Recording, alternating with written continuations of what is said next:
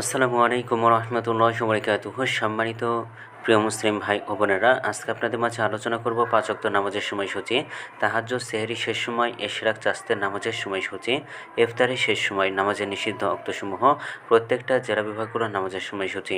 তো আজকে মঙ্গলবার 21শে এপ্রিল 2026 ইংরেজি, 8 বৈশাখ 1432 বাংলা, 3 জিলকদ 1447 হিজরি, ঢাকা এবং পার্শ্ববর্তী এলাকার নামাজের সময়সূচিগুলো তুলে ধরবো। তারপরে অন্য অন্য জেলা বিভাগগুলোর নামাজের সময়সূচিগুলো তুলে ধরবো। তো যেখানে ভিডিও দেখছেন কমেন্ট করে জানাবেন। আজকে ঢাকা এবং পার্শ্ববর্তী এলাকার ফজরের নামাজের রক্ত শুরু হবে 4:15 এবং শেষ হবে 5:02 32 জোহরের নামাজে রক্ত শুরু হবে 12:01 শেষ হবে 4:29। আসরের নামাজে রক্ত শুরু হবে 4:30 শেষ হবে 6:05। মাগরিবের নামাজে রক্ত শুরু হবে 6:26। মাগরিবের নামাজে রক্ত শেষ হবে 7:42। এশার নামাজে রক্ত শুরু হবে 7:43।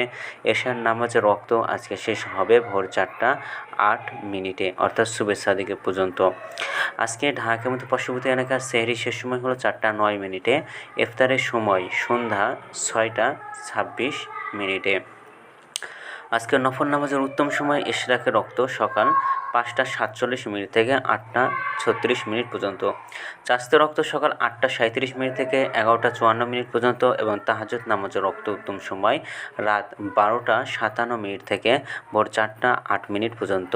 নামাজের নিষিদ্ধ রক্ত হলো 3টার সময়, সকালে 5:33 থেকে 5:46 পর্যন্ত, দুপুরে 11:55 থেকে 12টা পর্যন্ত, সন্ধ্যায় 6:06 থেকে 6:22 পর্যন্ত। এই ছিল ঢাকা এবং পার্শ্ববর্তী এলাকার নামাজের সময়সূচি। এখন আলোচনা করব বিভাগীয় শহরের জন্য উল্লিখিত সময়ের সঙ্গে যেসব বিভাগের সময় আপনারা যোগ বিয়োগ করবেন, তাহলে এই অর্থাৎ আপনারা বিয়োগ করবেন চট্টগ্রামে 5 মিনিট এবং সিলেটে 6 মিনিট কম করবেন। ঢাকা এবং পার্শ্ববর্তী এলাকায় যে নামাজের সময়সূচিটা রয়েছে সেখানে চট্টগ্রামে 5 মিনিট এবং সিলেটে 6 মিনিট কম করবেন।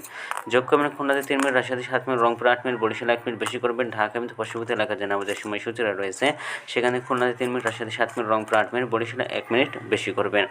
তো আজকের ভিডিওটি এখানে ছিল। আর এই শুদ্ধ ইসলামী ফাউন্ডেশন থেকে ভিডিওটি ভালো লাগলে অবশ্যই চ্যানেলটি সাবস্ক্রাইব করে পাশে থাকবেন। ধন্যবাদ সকলকে।